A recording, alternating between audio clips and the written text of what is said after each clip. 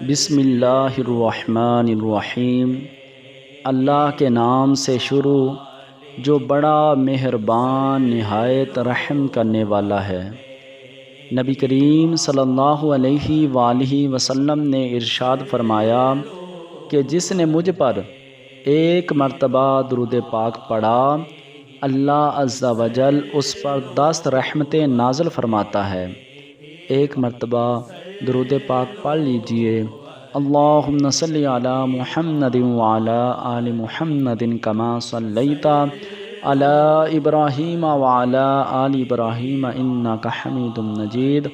اللہم بارک علی محمد وعلی آل محمد کما بارکت علی ابراہیم وعلی آل ابراہیم انک حمید مجید۔ ناظرین، خوبصورتی انسان کے لیے بہت اہم ہے۔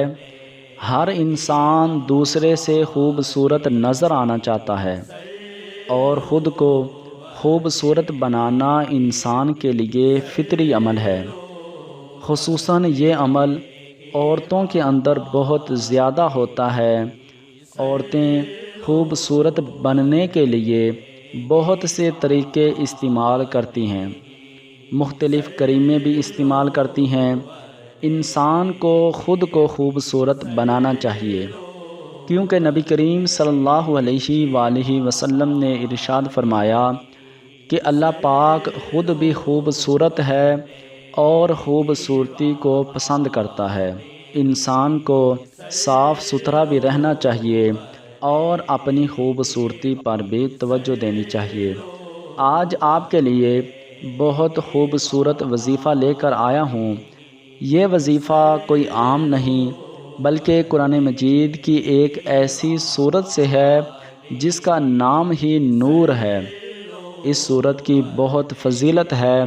نبی کریم صلی اللہ علیہ وآلہ وسلم نے ارشاد فرمایا کہ اپنی عورتوں کو سورہ نور کی تعلیم دیا کرو، لیکن سورت نور میں ایک آیت ایسی ہے جس کو پڑھنے سے انسان خوبصورت ہو جاتا ہے۔ خصوصاً یہ وظیفہ عورتیں ضرور کریں۔ وظیفہ جاننے سے پہلے ویڈیو کو لائک کریں، اور اگر آپ چینل پر نئے آئے ہیں تو چینل کو ضرور سبسکرائب کر لیں۔ آپ کو اس طرح کی وظائف کی ویڈیو اور اسلامک ویڈیوز ملتی رہیں گی۔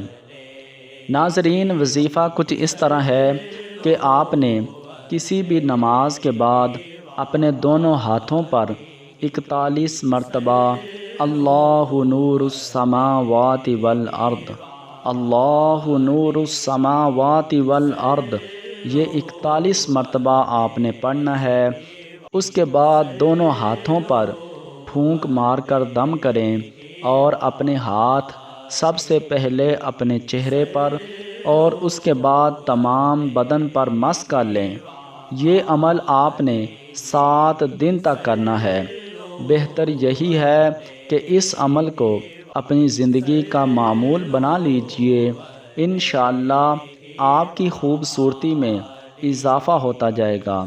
ناظرین، آخر میں آپ کو ہمارے پیارے آقا حضرت محمد مصطفیٰ صلی اللہ علیہ وآلہ وسلم کی خوبصورتی کے بارے میں بتاتا ہوں کہ ہمارے آخری نبی حضرت محمد مصطفیٰ صلی اللہ علیہ وآلہ وسلم کتنے خوبصورت تھے۔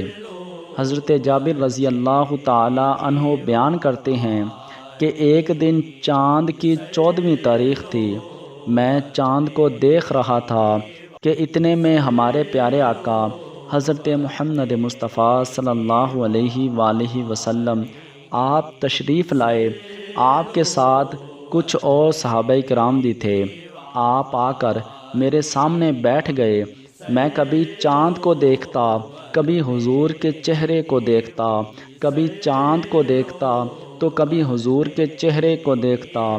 آخر کار میں نے فیصلہ کیا کہ حضور کا چہرہ وہ چاند سے زیادہ روشن ہے۔ سبحان اللہ۔